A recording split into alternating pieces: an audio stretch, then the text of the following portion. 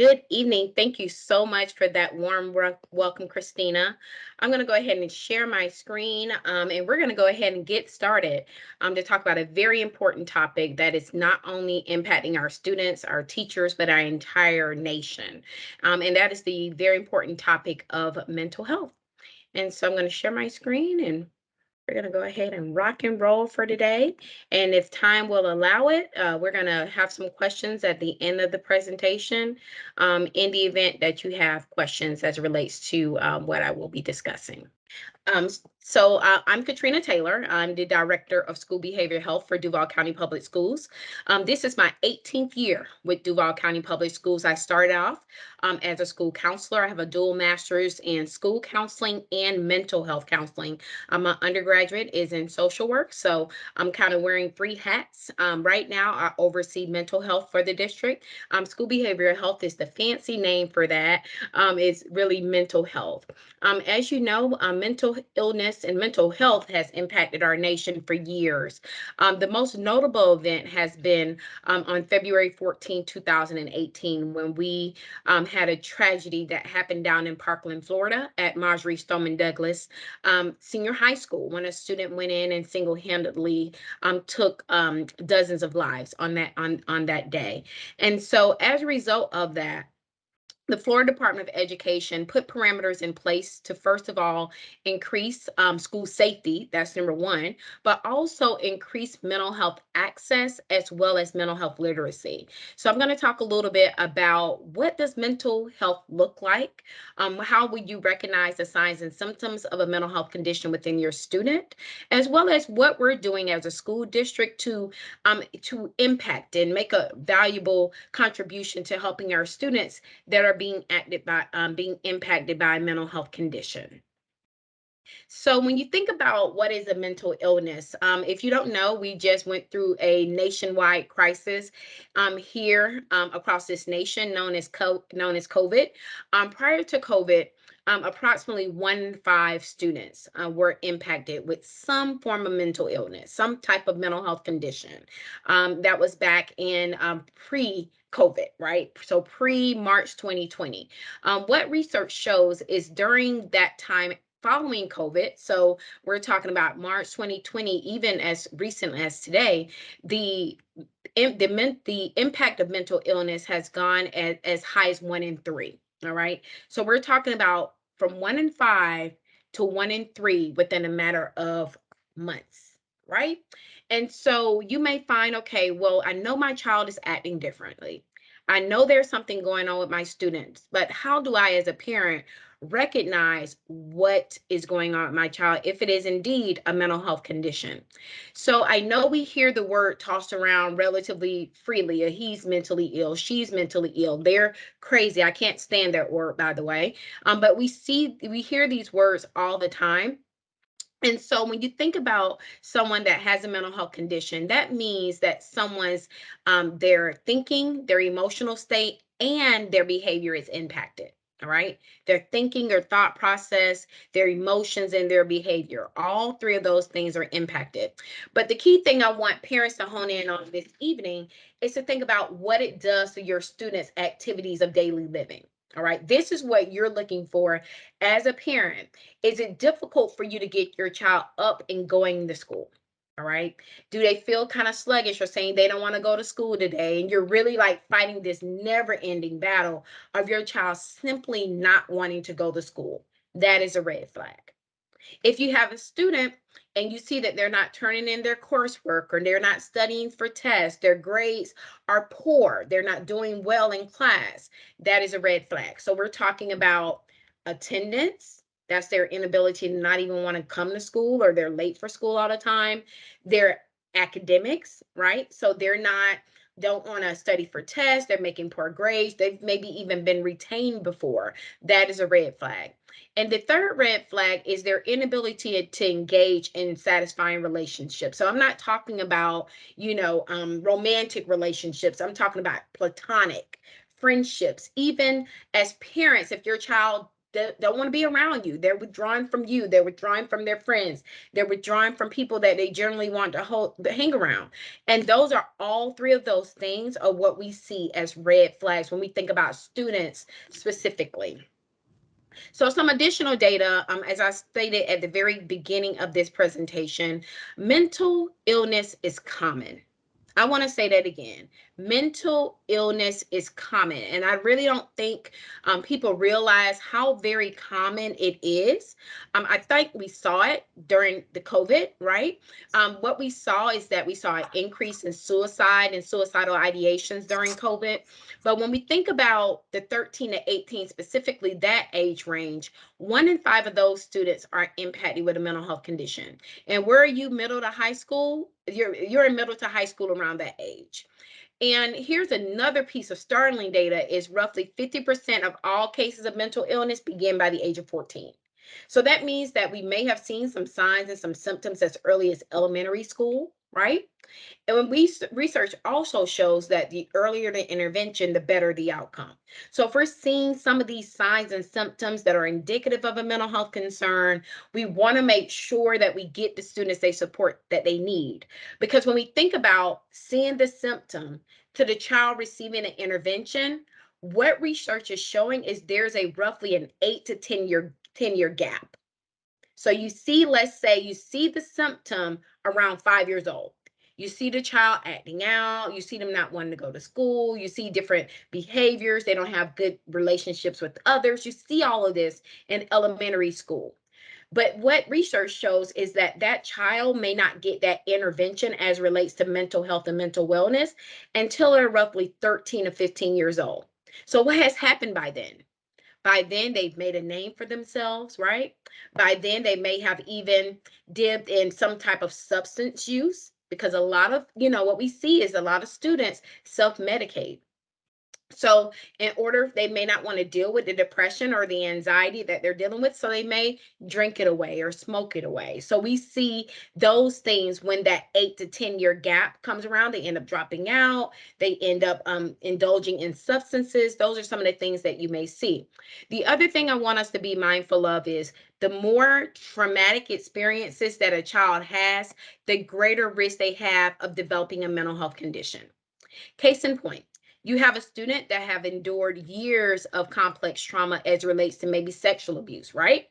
If that child is not treated, rather through therapy or other social emotional supports, that traumatic experience, such as sexual abuse, can easily go into depression or anxiety of some sort. So, something like trauma, and trauma looks very differently to me than it may look for you. Traumatic may be your parents may have gone through a divorce. Trauma may be you may live in a a crime ridden neighborhood, right? And so trauma looks very differently. And if we don't address those traumas, then it can lead to a mental health condition. And the most disheartening piece of data I want to bring your attention to on this screen is less than 20% of students in this nation with the mental health condition receive the treatment that they need. Think about that for a moment. Less than 20%. So we're saying 1 in 5 students are impacted with some type of mental health condition. And we say that less than 20% of those students receive the treatment. Where are those students today? Where are those students? So I want us to really think and long and hard. And I know there are various factors that impacts parents' ability to want to seek treatment. Maybe they have their very own mental health conditions that they're dealing with. Maybe they have stigma as relate. Maybe it's cultural. Maybe it's spiritual. But various pieces are impacting students' ability to receive the services. Because here in Duval County, we can't provide mental health services to students under the age of 18 without parental consent. So parental consent is required in order for us to provide therapy for students. Now, students can be seen once without parental consent now. If there is a crisis, then we may do an assessment on that student once without parental consent because that student essentially has caused harm to themselves or threatened to cause harm. So we want to make sure that we keep that student safe. So in the event that that happens, we have to ensure that we assess that student. So I know you're wondering, schools are supposed to educate, schools are supposed to educate, schools are supposed to educate, and we do. We try to do a great job, but we also understand under that umbrella of educating our students, we cannot address the academic needs of our students without addressing the social and emotional needs of them. So if you think about Maslow's hierarchy of needs, I don't know if there are some parents that may be taking psychology 101 in college, and even psychology in our high school teaches on this. So when we think about Maslow's hierarchy of needs, which is a triangle, you can Google it, there are certain things that a child has to have in order for them to function. So food, clothing, love, belongingness, right? So all of these things, hierarchy of needs. Of course, one needs is greater than the other, and some of the needs are lesser than the other. But what that says, this Maslow stated, is that in order for us to really make a lasting impact in our students academically, we have to make sure their needs are met. We have to, it's something as simple as water, love, belonging. We have to make sure those are met in order for us to do what we need to do, which is ultimately schools were created in order for students to graduate and matriculate into college or the workforce. So there are many benefits as to why, as a school district, we address mental health, mental illness in schools, because research shows that it does increase our graduation rates. It also shows that it decreases disciplinary infractions. And we've also seen a decrease in absenteeism by addressing mental health in our schools. So if you're wondering, what does mental health look like in our school district, and this is an overall overview of what it looks like. So we use in Duval County what's known as a multi-tiered system of support. And so at the tier one level, that is prevention. So we may provide our educators with training, so mental health training on how to recognize signs and symptoms that are indicative of mental health conditions in students. We also have Wellness Wednesday. I know your students maybe have come home and told you about Wellness Wednesday, which is basic mental health education, mental health literacy. So those are all tier one, which is prevention. We want to prevent something from happening. So if a child does have a traumatic event, then we know that there maybe that Wellness Wednesday lesson can help that child to maybe navigate through those waters of trauma, right? But under that, and so roughly about 85 to 90% of our students live in tier one, about 85 to 90%. And then, but there are some students, roughly about 5 to 10% of our students, that need more. And that's okay. That's okay that they need more. And so some of our students, they bubble up to that tier two, which means we need the full service school therapist to work with them, or the school counselor to work with them, or the social worker to work with them. And again, mom and dad, guardian, that is okay. That is not a direct correlation to your parenting, and that's what we hear sometimes as parent, they feel as though their child needing those mental health supports is a direct correlation to their parenting, and that's not it at all. Some of our students just need more, and that is okay. So at the tier two level, they're able to meet a child where they are with group counseling. So maybe other students that may be dealing with grief, let's just use that for example. Other students may be dealing with group grief. So 5 to 10 students meet together weekly, and that counselor, rather it's a school counselor, school social worker, or full service school therapist, meets with that student, that those groups of students, and have grief counseling. And then roughly about 1 to 5% of our students need more. All right, about 1 to 5%. And those are our tier three. So our tier three is our highest need. Those are our students that need one-on-one counseling. And so our school counselors and our school social workers, and I know you guys are like, what are school counselors? So that's the word, that's the new terminology for guidance counselors. So guidance counselors are no longer used, that terminology is no longer used. They're school counselors. And so school counselors and school social workers can most definitely facilitate solution focused school-based counseling. And then our full service school provider can provide mental health counseling. So we tell parents, when they do the intake, if you consent for services, you sit down with the provider and you go through what that looks like. The provider will do an assessment on that student pretty much from birth to where they are right now, to give us some back history in reference to what our treatment goals are going to be with that student. And then from there, they will identify what is the student's diagnosis. The full service school provider records is not school records. Let me clarify that. These records do not go inside the child's cumulative folder. All right, I want to say that because the full service school providers are not Duval County employees. They're contracted employees that we have that provide services to our students. Now we have 5 full service school providers: Daniel Memorial, Child Guidance Center, Children's Home Society, Family Foundations, and Jewish Family. Those are our 5 mental health service providers here in Duval County.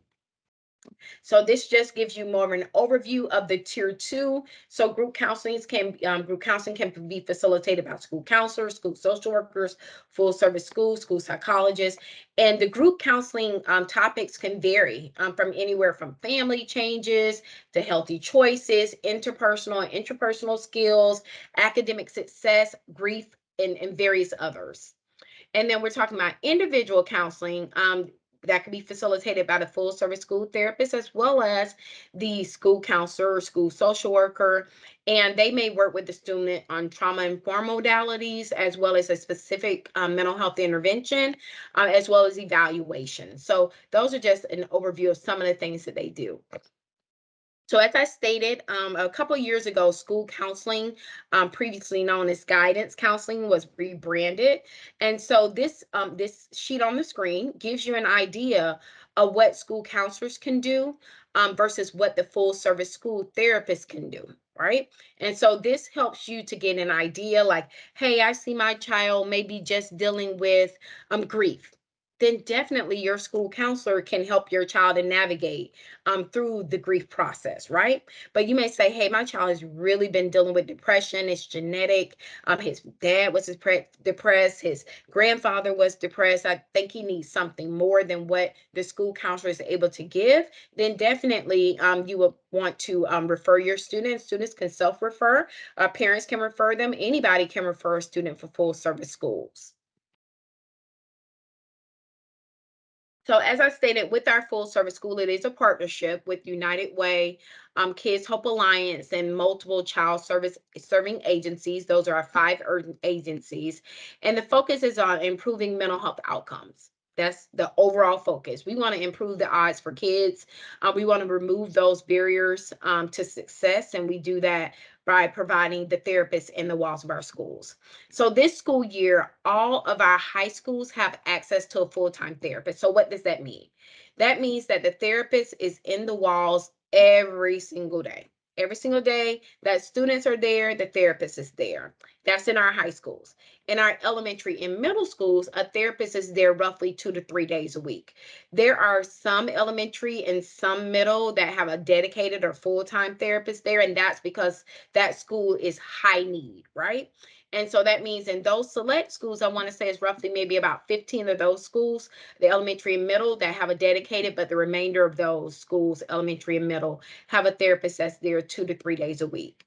When it comes to full service school counseling, parent involvement is mandated. So initially, the parent has to sit down with the therapist and go through assessment with them for them to get a history in reference to for that child to receive the services that they need.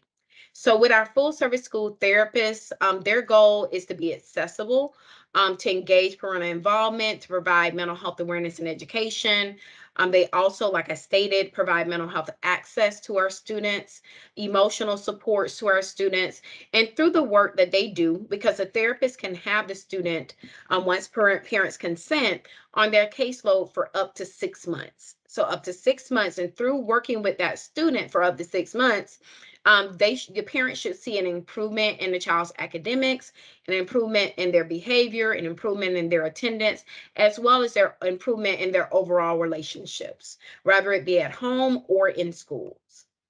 So what happens with full service school once the school refers? And as I stated, school counselors can refer, community partner can refer, students and guardians can definitely refer a student.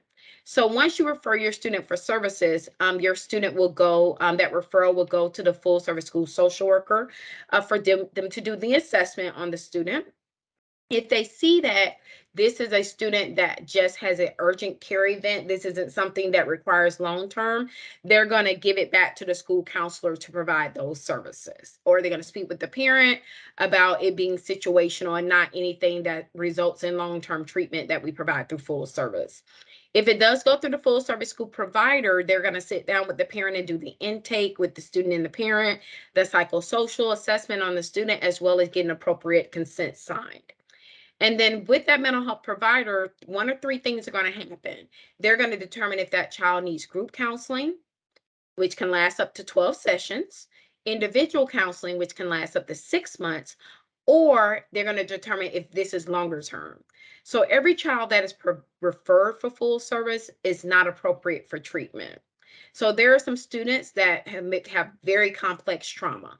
And so those students you don't want to unpackage. That's what we call in the mental health world. You don't want to process that in the walls of a school if that child has complex trauma, because essentially that child will be going back to class after the session. We don't want to do that.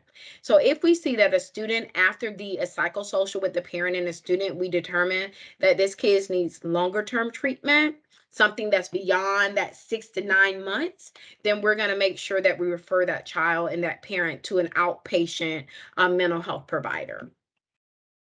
So parents, this is what I mean when I say that mental illness is common. So last school year, this gives you some data to kind of look at. We had roughly over 6,229 mental health referrals. Think about that for a moment. We had over 6,000 students out of 128,000, right? That's what we have here in Duval County, roughly. Out of over 120,000 students, we had 6,000 that were referred for mental health treatment. That's a lot of kids. And then we had, of those 6,000, roughly about 60% consented. So that means we still had about 40% of parents said no for whatever reason. That's their prerogative. But in that case, those students still need support. So we have to think about, as a parent, how do we navigate that and tell the parent, try to advocate on behalf of that student for them to get the services they need. Because if a parent says no, that doesn't mean the child doesn't need the services, right? So we have to make sure that we have parameters in place to try to equip that student with self-care and other support strategies that they can utilize until that parent comes around, if they ever come around. So another mental health intervention that we have within our school district is youth mental health first aid. Youth mental health first aid is required for all school-based staff, and this was effective February 14th, 2018. So the 18-19 school years when it effectively went into place. Here in Duval County, we've trained over 5,500 staff members in youth mental health first aid. In this training, it does not teach them to be clinicians at all. It teaches them to be aware, just like regular first aid. When you think about regular first aid, you have an acronym ABC, airway, breathing, compression, right? So with this training, we teach teachers and paras and anybody that's on the front line, what are the signs and symptoms? What is the acronym that we use? And we use ALGE. That's the acronym for a child that is experiencing a mental health challenge or disorder or crisis. So we assess for risk of suicide or harm. We listen non-judgmentally. We give reassurance and information. We encourage appropriate professional help. And we encourage self-help and other support strategies. So this is what teachers are learning because they are essentially on the front line to identify what are the signs and symptoms that are indicative of mental health conditions and what to do about it, what they can do to help that child until that child is linked with appropriate mental health supports or until the crisis resolves. Another intervention that we have within our school district is universal screening. Universal screening is for our sixth grade students, 12 and over, and our ninth grade students. This is a universal screener. It is not a mental health screener. This takes place throughout the fall. It starts actually in October. There will be an opt-out letter sent home to families. If you're a parent of a sixth grader or a ninth grader, and you wish that your student not participate, then you can definitely opt out of your child receiving the screener. And at the sixth and the ninth grade level, it is student report. So students actually are disclosing questions in reference to themselves. Again, this is not a mental health screener. This is not a diagnostic, but it helps schools to use this data, academic, social, emotional, negative affect. So it looks at 5 domains to see what supports they can put in place at various levels, including academic and behavioral. In Duval County, we also have our district crisis hotline. It's a dedicated crisis hotline that's for school use only. All right. So parents, for you to be aware of that. So if a student threatens to harm themselves or attempts to do so, our schools are trained to know to contact this crisis hotline. When they contact this crisis hotline, it is manned by a school psychologist. She does an assessment to determine whether or not we need to send a rapid response team out to assess the student for an involuntary examination.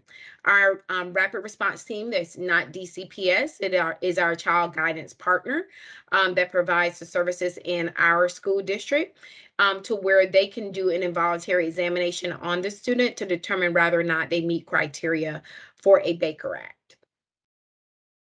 So when our schools contact our crisis hotline, again, it's 24/7. This is for school use only, not for parents or students. And so with that, schools know to contact this hotline if a student is actively threatening to harm himself or others, if a child has a plan and means to harm himself or someone else, if a child has recent wounds that are admitted or suspected of self-inflicted, if the child is unable or unwilling to calmly and rationally talk to personnel, if the child is non-responsive to intervention, or if the child continues to escalate or maintains dysfunctional level of emotional intensity. Those are situations where schools know to contact our crisis hotline. So another piece of data, we had roughly about 1,600 crisis calls into our hotline last school year. And of those crisis calls, only 130 resulted in a Baker Act. So that means that we're not Baker acting all these students. That's not Baker acting students is not what our school district wants to do. However, we want to keep students safe. So if a child is at risk of harming themselves and they're attempting to do so, then they will go under be assessed for an involuntary examination. So we want to keep not only our students safe, but other students safe as well. So we only had 130. That's like 5% of our crisis calls that actually came into our crisis hotline. We also have our dynamic school social workers. So all of our schools have access to a school social worker. Our school social workers touch base with their schools at least 1 day a week.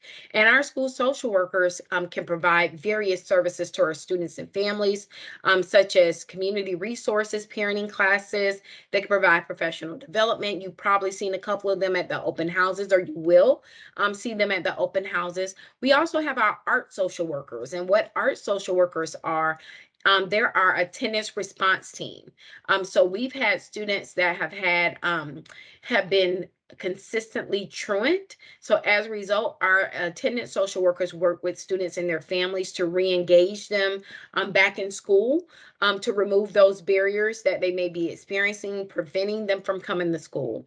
And finally, we have our full service school social workers, and those are our social workers that conduct the mental health assessments on our students that are referred for mental health services. So we can't put all this, and I know this was a mouthful as it relates to what supports we have in place for our students, but we cannot address our students without helping our faculty and staff.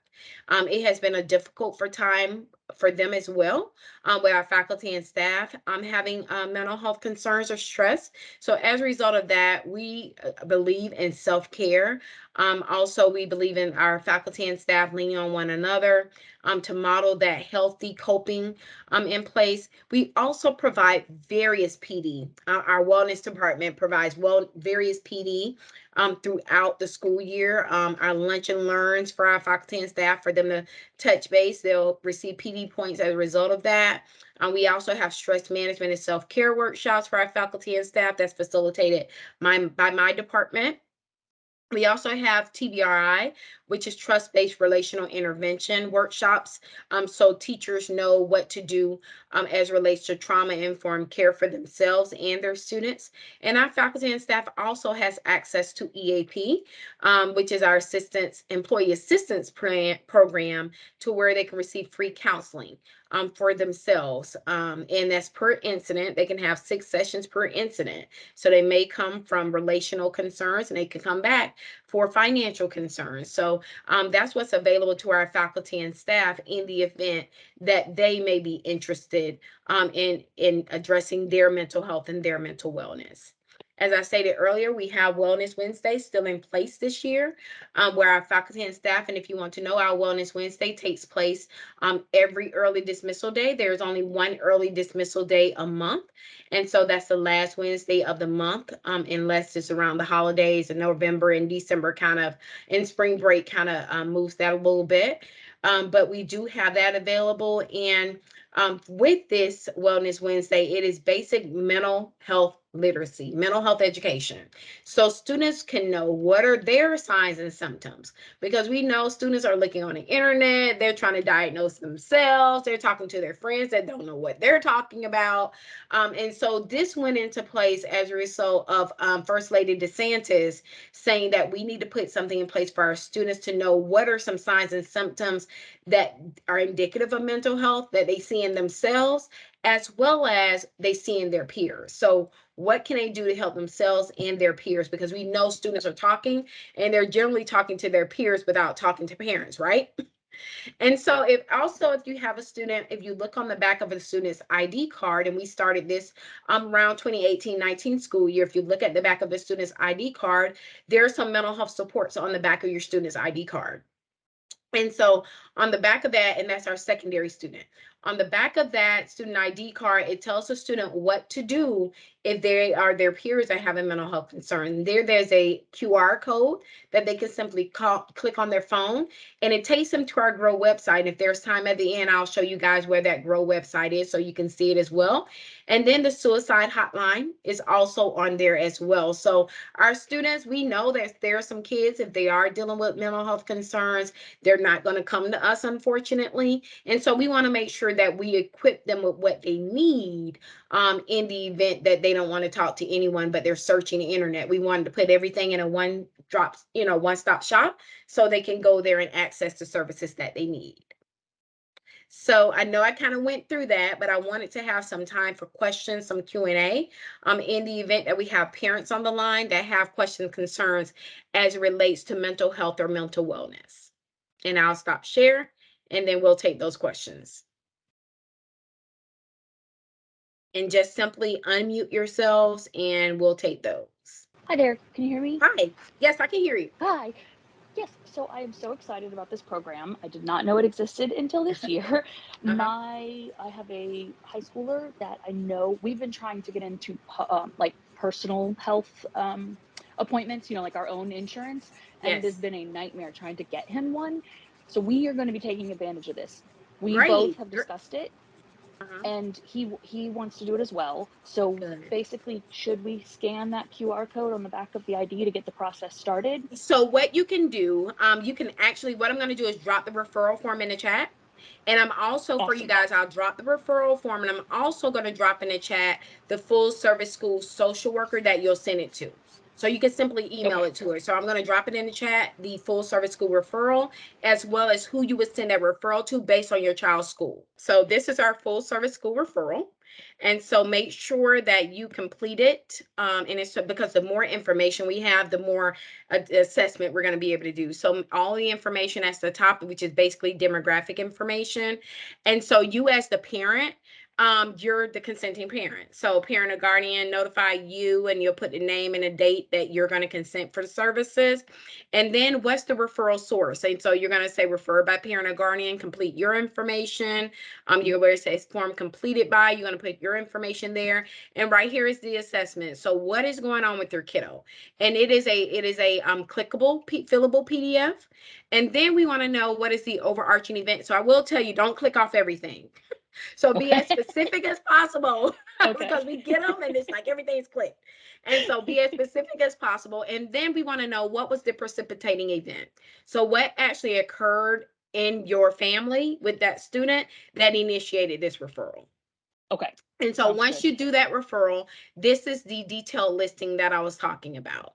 So you will find out, depending on your child's school, wherever school they go to, it lets you know who is the full service school social worker with their email address, and it's already hyperlinked, who it's going to go to. All Okay. right. And It now lets you know. where the things that you're showing us right now, where do Uh-huh. I find that? I'm getting ready to Like, drop it in chat. oh, you're actually gonna drop it. I'm sorry, I Yep. misunderstood. That's You're fine. Okay, That's why I'm here. awesome. Yeah, that's why I'm here. You are okay. I'm going to drop those things in the chat so you guys will already have it. Okay. And I Okay. see a question in the chat in reference to charter schools. So, charter schools are unique. And so with our charter schools, and I'll let you, and once you get this sheet that I'm putting in the chat, charter schools have an option. So what I mean by that is charter schools had the option of whether or not they wanted to opt in to Duval County's public schools mental health allocation plan.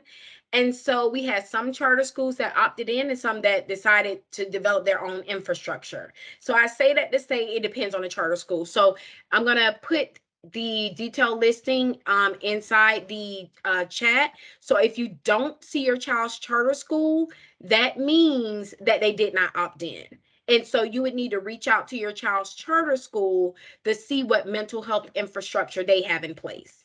But if you do see their name, that's where you're going to put that's where you're going to upload that. You. So I'm going to also share our Grow website. So, and this is a website that you may can even show to your kiddos. So we initiated this website actually last school year. We had a student that actually graduated from Riverside High, which is previously Robert E. Lee.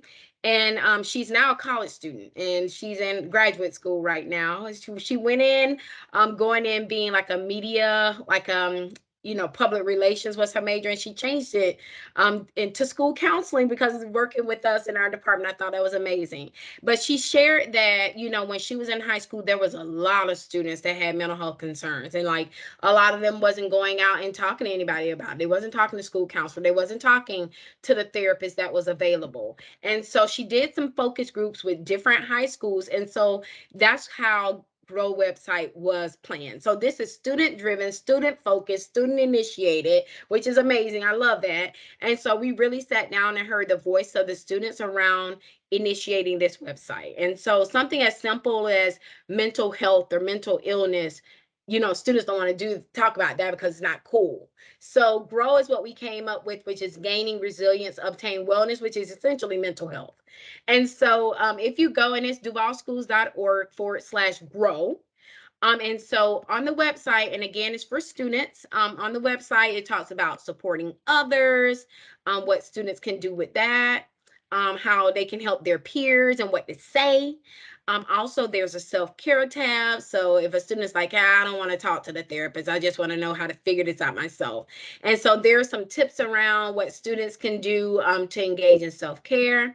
And then suicide prevention, as I stated, during COVID, unfortunately, knock on wood, in our school district, we did not see an increase in suicide. But to me, one suicide is too many. And so, what we saw nationally is that we saw an uptick in suicides. And so, we know that students are thinking about it, we know students are talking about it. And so, we want to make sure we equip students with what to do when they're suicidal. what they can do to help their peers when they're suicidal. And then we have mindfulness. Mindfulness is a hot topic right now, and it's something our secondary students specifically really are interested in. And so, what are some different mindfulness exercises, and then reducing stress? Believe it or not, our secondary students deal with a lot of stress. So we came up with these icons based on what the students said. And so, from stress to suicide to self care, how to talk to a friend, how to help them, how to help themselves. This was all birthed out of kids. This was all birthed out of high school students and what they thought.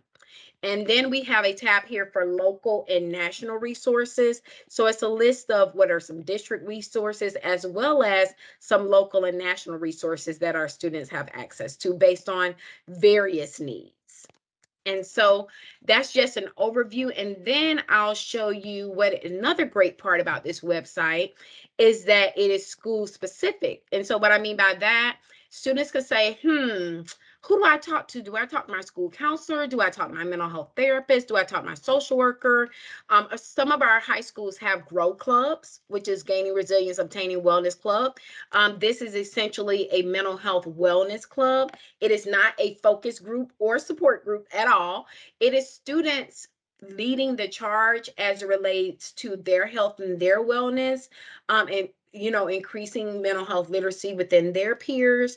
And so I want to say roughly about 15 of our 22 or so high schools have grow clubs. And so that's we started that last school year. So if you come on the page, we also have it to where it's school specific. And so if you click here, I'm going to use Darnell Cookman. The student can click on Darnell Cookman if that's the school that they go to. And when they go there, they'll see who is there. On it. There you go. They'll see who to reach out for emotional, academic, and social support, who to reach out to for mental health services, and who to reach out to for food, clothing, and food concerns. So from social, emotional to mental health to housing, food, and clothing. So this is all those concerns are primarily what the students in our focus group stated that a lot of kids are dealing with. And so the students can just click on it and just email that person and they'll get a response. So this is just an overview of the Grow web page. Again, you take a moment, go as a parent, take a look at it. It was around just equipping our students because as I stated earlier, roughly 60% of our parents consent for services. And then we have those that don't. And so we wanted to make sure that we have something in place for those that don't. And even those that do, if you do consent, there are still some great resources that are on that website. Did you say that in our middle schools that at least 2 days a week there's a like social worker of some sort in the middle school? There's a full service school therapist. Yes, ma'am. Okay, because I think we need to talk to her. No worries. So what you'll do, because what you'll do as a parent or a guardian, you'll make a referral. So that referral that I just shared with Mhm, you, you'll just complete it, and then it will go to that full service school social worker that's on the detailed listing form. mhm. So once you send it to them, then they'll do the assessment on the student, and they'll be in contact in reference to the appointment to meet with the therapist. Okay, thank you again. Appreciate it. No problem. So one of the questions was, are there outside resources available for affordable therapy in case a student is not acceptable for individual therapy? So if they don't meet criteria for full service, which is what you're saying. So I'm assuming that's what you're saying. Correct me if I'm wrong, Serena. So yes, there are a lot of great resources. You have the sliding fee scale. For a lot of providers utilize that. As far as you can utilize sliding fee for, yes, that's right. Thank you. No problem. And so there are a lot of agencies that provide sliding fee scales. I would say just if they don't meet, and very few we turn away, and again, those that we do feel is not appropriate, that's because they need longer term. So I would say go ahead, complete the referral, let the full service school social worker do the assessment, and then they'll determine whether or not that child meets criteria. I don't want you to say, okay, my child is too complex, or I don't think they really need long term. Let them do the assessment to determine that, because full service school essentially is no fee. So there's no cost. So if a parent does have Medicaid, the Medicaid is going to be billed, but you don't have to pay anything. There's no copay for Medicaid. However, we're not charging Blue Cross Blue Shields. We're not charging Aetna. So we're not set up, and infrastructure is not set up for that. So it's no cost to the families. If a child has an IEP already, can I request referral for full service? Great question. So if your child has an IEP and that IEP states that that child is receiving counseling through their IEP, they are not appropriate for full service schools. So a couple of our students that have IEPs, they're already receiving counseling, or they're supposed to receive counseling through the IEP, because our school psychologist department has their very own counselors or therapists. Then we can't duplicate services. So I say that to say, if your child is already receiving counseling outside, they're not appropriate for full service either, because we cannot duplicate services for a student. But if it is a student, and it all comes down to the assessment. If they do the assessment, there are some students with an IEP that may not be appropriate. Some of our students that have, some severe emotional disturbances. Some of our students that have some of those severe, they're not able to comprehend. They don't have the readability level to engage in cognitive behavioral therapy. Then we can't provide those services to the student if they're not able to do that. Well, if there are no questions, I want to thank you guys for this opportunity to share the great things that we're doing here in Duval County to meet the social and emotional needs of our students. I'm going to put my contact information on the screen, but definitely reach me via email at any time. I get back to emails rather promptly. So it's best to email me, and I'll make sure that you have the information that you need. And if there aren't any questions, you guys have a great evening. And I hope that you get what you need as far as your students getting their social and emotional needs met. Just know, here in Duval County, we are Team Duval, and we want you to have what you need to meet your child's academic needs. But again, we can't address that unless we meet the social and emotional needs of our students first. You guys are so welcome. It was such a joy. Have a great evening.